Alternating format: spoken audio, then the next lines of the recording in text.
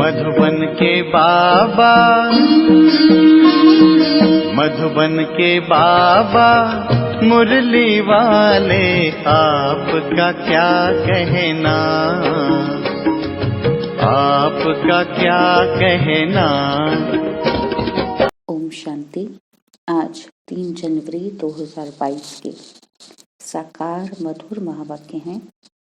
आज मीठे मीठे बाप दादा बोले, मीठे बच्चे, ब्रह्मा सो विष्णु, विष्णु सो ब्रह्मा कैसे बनते हैं, दोनों एक दो की नाभि से कब निकलते हैं, यह राज सिद्ध कर समझाओ। बाबा कहते हैं, मीठे बच्चे, ब्रह्मा सो विष्णु, विष्णु सो ब्रह्मा कैसे बनते हैं, दोनों एक दो की नाभि से कब निकलते हैं, यह राज सिद्ध कर समझाओ। बाबा प्रश्न पूछ रहे हैं आज कि कौन सी गुप्त बात महीन बुद्धि वाले बच्चे ही समझ सकते हैं। और उत्तर में बाबा कहते हैं कि हम सबकी बड़ी माँ यह ब्रह्मा है, जिसके हम मुख वंशावली हैं, ये बड़ी गुप्त बात है। ब्रह्मा की बेटी है सरस्वती, वह है सबसे होशियार, गॉडेज ऑफ नॉलेज। बाप ने ज्ञान का कलश माताओं पर रखा है, माता की लोरी गाई हुई है, वह सबको समझाए कि विश्व में शांति कैसे हो सकती है। तो ये बड़ी गुप्त बात है। तो आज मुरली का गीत है, भोलेनाथ से निराला कोई नहीं, मेरी बिगड़ी बनाने वाला और कोई नहीं। ओम शांति। बाबा कहते बिगड़ी को बनाने वाला जरूर भगवान को ही कहेंगे ना कि शंकर को। भोलानाथ भी शिव को ही कहेंगे, शंकर को नहीं। खिवैया भी शिव को ही कहेंगे, ना शंकर को, ना विष्णु को। खिवैया अथवा गॉड फादर कहने से बुद्धि निराकार तरफ चली जाती है। त्रिमूर्ति का चित्र तो नामी ग्रामी है। बाबा कहते गवर्नमेंट का जो कोट ऑफ आर्म्स है वह जानवरों का बना दिया है और उस पर लिख दिया है सत्यमेव जयते। अब जानवरों के साथ तो कोई अर्थ निकलता नहीं। गवर्नमेंट के कोट ऑफ आर्म्स की मोहर होती है। जो भी बड़ी बड़ी राजधानियां हैं उन सब के कोट ऑफ आर्म्स हैं। भारत में त्रिमूर्ति मशहूर है, ब्रह्मा विष्णु शंकर। उसमें शिव का चित्र गुम कर दिया है क्योंकि उसकी नॉलेज ही नहीं है। गॉडफादर कहने से बुद्धि निराकार की तरफ चली जाएगी। ब्रह्मा विष्णु शंकर को गॉड फादर नहीं कहेंगे। गॉड फादर है आत्माओं का। वह ऊंचे ते ऊंचा ठहरा, दिखाते भी हैं कि ऊंचे ते ऊंचा भगवान। ऐसे नहीं ऊंचे ते ऊंचा ब्रह्मा कहेंगे व विष्णु व शंकर को कहेंगे, नहीं। ऊंचे से ऊंचा एक भगवान है, यह सभी जानते हैं कि सिख लोग भी उनकी महिमा गाते हैं। गुरु नानक को भी यह ज्ञान था कि मनुष्य को देवता बनाने वाला परमपिता परमात्मा के सिवाय कोई हो नहीं सकता। सत्युग में तो देवताएं रहते हैं जरूर, परंतु देवताओं को रचने वाला परमात्मा ही है। वह देवताओं को कैसे रचते हैं यह नहीं जानते। महिमा गाते हैं मूत पलीती कपड़ धोए। तो जो मनुष्य मूत पलीती थे उनको देवता बनाया, परंतु बनाया कब यह नहीं लिखा है। बाबा कहते तुम जानते हो। क्या जानते हैं हम? कि बरोबर इस समय परमात्मा मनुष्य को देवता बना रहे हैं, तो जरूर दुर्गति से सदगति की होगी और भ्रष्टाचारी को श्रेष्ठाचारी बनाया होगा। बाबा कहते तुम समझा सकते हो। क्या समझा सकते हैं हम सबको? कि इस भारत में ही श्रेष्ठाचारी देवता थे। गुरु नानक जब आए तब तो भ्रष्टाचारी दुनिया थी ना, तब तो गाते थे। बाबा कहते लक्ष्मी नारायण के आदि के चित्र तो रहते हैं ना, जिनके साथ ही इनकी कंपटीशन होती है। गुरु गोविंद सिंह का जन्म बड़े धूमधाम से मनाते हैं। सिख धर्म का रचयिता है, खुद कहते हैं भगवान निराकार निरहंकारी है। तो गुरु गोविंद सिंह को हम कहते हैं कि वो धर्म के रचयिता हैं, तो लेकिन गुरु गोविंद सिंह जी ने क्या कहा कि परमात्मा क्या है? निराकार निरहंकारी है। आकर मनुष्य को पतित से पावन देवता बनाते हैं। श्री कृष्ण मनुष्य को देवता नहीं बना सकते। गीता में भी है कि मैं तुमको सहज राजयोग सिखलाकर श्रेष्ठाचारी महाराजा महारानी बनाता हूँ। पतित पावन गॉड फादर को ही कहेंगे। वह जरूर आएंगे भ्रष्टाचारी दुनिया में। उनको कहते हैं आकर पावन बनाओ। श्रेष्ठाचारी बनाने वाला तो एक ही निराकार बाप, ऊंचे से ऊंचा भगवान है। और फिर है ब्रह्मा विष्णु शंकर।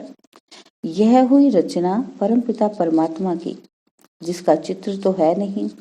अब बाप समझाते हैं कि विष्णु की नाभि से ब्रह्मा निकला और फिर ब्रह्मा की नाभि से विष्णु कैसे निकलेंगे, क्योंकि ब्रह्मा सो विष्णु, विष्णु सो ब्रह्मा बनते हैं। बाबा कहते हैं ब्रह्मा द्वारा स्थापना, फिर वही ब्रह्मा सरस्वती दूसरे जन्म में विष्णु के दो रूप लक्ष्मी नारायण बन पालना करते हैं। तो ब्रह्मा सरस्वती सो लक्ष्मी नारायण। ब्रह्मा कहेंगे हम सो विष्णु के दो रूप लक्ष्मी नारायण बनते हैं। लक्ष्मी नारायण फिर कहेंगे कि हम सो ब्रह्मा सरस्वती तो एक दो के नाभि से निकले ना। बाबा कहते कि हम सो देवता, फिर क्षत्रिय वैश्य शूद्र बने। यह बहुत समझने की बातें हैं। बाबा ने समझाया जिस ब्रह्मा के तन में मैंने प्रवेश किया है उनके पूरे 84 जन्म हुए हैं। बाकी कोई रथ आदि की बात नहीं, वह सब झूठ है। बाबा कहते इस संगम के समय का किसी को पता नहीं है। मनुष्य को घोर अंधकार में डाल दिया है। कलयुग की आयु इतने लाखों वर्ष की है, सतयुग की आयु इतनी है, ऐसी ऐसी बातें सुनाए घोर अंधकार में डाल दिया है। बाप कहते हैं मैं उन बच्चों के आगे सम्मुख होता हूँ जो मुझे पहचानते हैं। बाकी तो मुझे पहचानते ही नहीं, वह समझेंगे भी नहीं कि यह कौन है। बाबा कहते कोई बड़ी सभा में जाओ तो वह समझेंगे थोड़े ही, और तुम्हारे में भी मुश्किल ही समझते हैं, घड़ी घड़ी भूल जाते हैं। बाबा कहते यह तो बड़े से बड़ा हाईएस्ट अथॉरिटी है। पोप को देखो कितना रिगार्ड रखते हैं। बाबा कहते पोप कौन है? वह है क्रिश्चियन घराने का, और यह है अंतिम जन्म।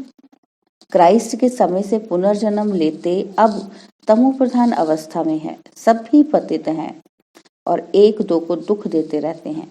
बाप कहते हैं यह भी बना बनाया खेल है। तो ऊंचे से ऊंचा है निराकार भगवान, फिर ब्रह्मा विष्णु शंकर। ब्रह्मा द्वारा स्थापना, जिससे स्थापना होती है उनसे ही पालना होगी। तो इन ब्रह्मा सरस्वती को फिर लक्ष्मी नारायण बनना है। बाबा कहते हैं लक्ष्मी नारायण ही अभी आकर ब्रह्मा सरस्वती बने हैं।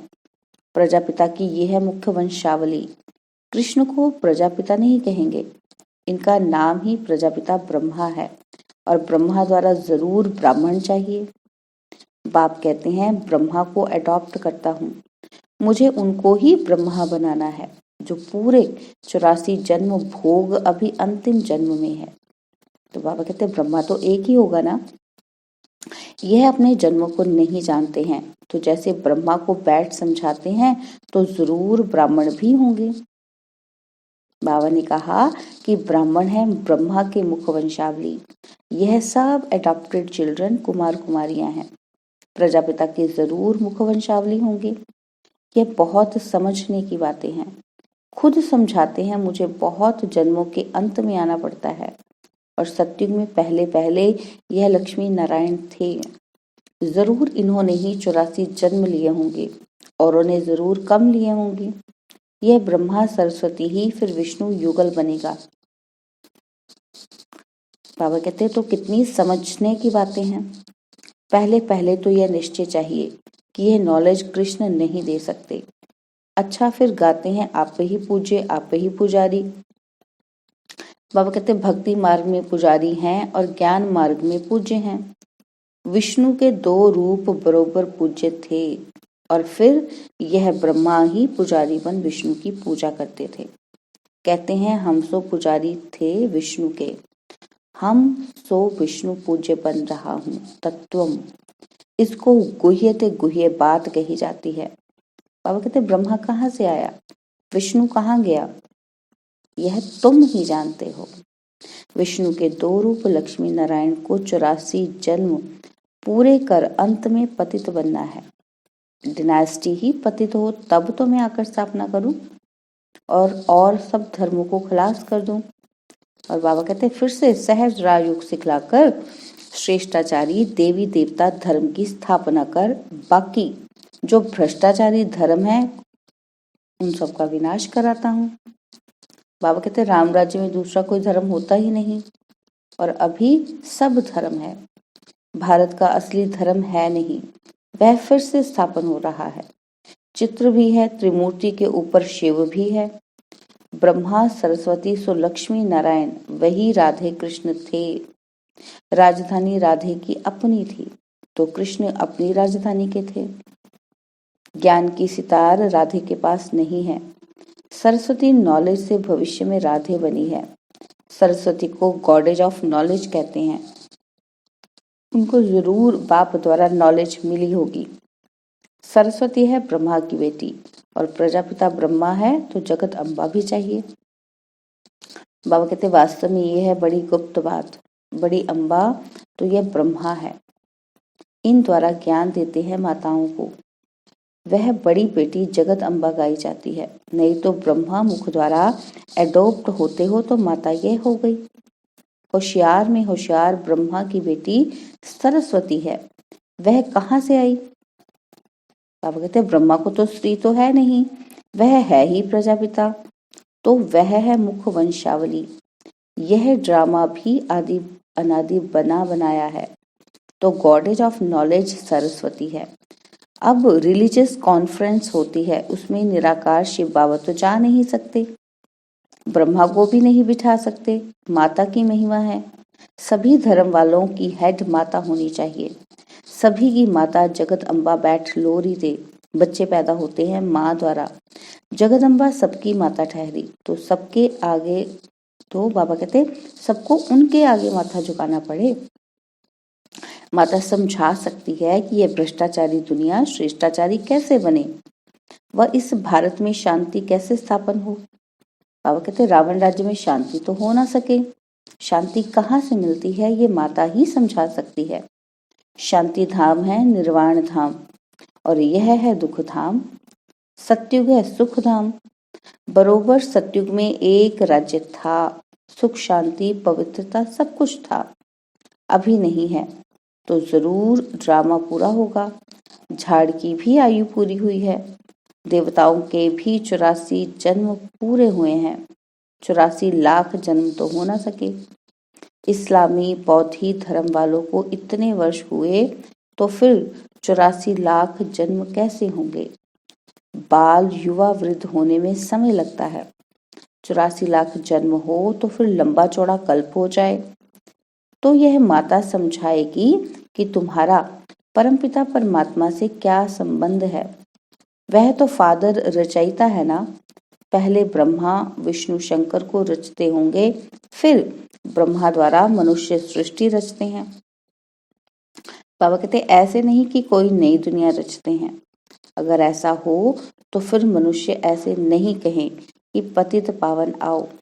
इस समय सारी दुनिया पतित है। सब दुर्गति को पाए हुए हैं। याद करते रहते हैं ओ गॉड फादर रहम करो। बाबा कहते हमको इन मायावी दुखों से छुड़ाओ। तो फिर वह दुख कैसे देंगे? दुख देने वाला जरूर और है। और सतयुग में जब एक धर्म था तो और सब धर्म की आत्माएं निर्वाण धाम में थी। अभी तो सभी आत्माएं यहाँ हैं तो फिर जरूर बाप को आकर एक धर्म की स्थापना करनी है। ब्रह्मा द्वारा स्थापना, फिर वही ब्रह्मा विष्णु बनते हैं। फिर विष्णु की नाभि से ब्रह्मा निकलते हैं। उनसे बैठ ज्ञान देता हूँ और जो फिर देवता बनते हैं। बाबा कहते राजयोग सीखते हैं वो। बाकी दुनिया वालों ने जो अनेक चित्र बनाए हैं वह है सब दंत कथाएं। मुख्य बात है गीता माता का भगवान कौन। बाबा कहते समझाना है कि परम पिता परमात्मा जन्म देते हैं विष्णु को। ब्रह्मा को भी जन्म देंगे ना। वह तो देवताएं हैं सत्यु के। ब्रह्मा कहाँ का? तो बाबा कहते जरूर कलयुग का होगा। बहुत जन्मों के अंत का जन्म जरूर देवताओं का ही होगा। जो श्रेष्ठाचारी थे अब भ्रष्टाचारी हैं। 2 युग में सूर्यवंशी चंद्रवंशियों का राज्य 4 भाग हैं। बाबा कहते हैं लाखों वर्ष की बात ही नहीं। कहते हैं क्राइस्ट से 3000 वर्ष पहले भारत स्वर्ग था। क्राइस्ट से 3000 साल पहले भारत स्वर्ग था। यह सब अच्छी तरह समझाना पड़े। बाप कहते हैं ये सब एडॉप्टेड चिल्ड्रन हैं। अब विनाश सामने खड़ा है।